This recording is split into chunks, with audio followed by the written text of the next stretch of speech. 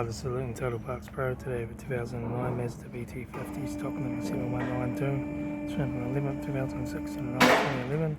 It's a WLAT 2.5 litre full cylinder turbo diesel engine backed by a 5-speed manual transmission. This is a 2.5 litre full cylinder turbo diesel engine. The front headlight needs polish. Left front 15-inch factory mega tyre. Left hand door mirror. Left rear 15-inch factory mega tyre.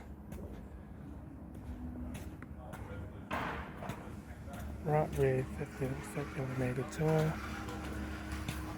Right front 15-inch factory mega tyre. Right front headlight needs polish. Manual gear shifter. Factory 4-spoke vinyl steering wheel. Instrument cluster.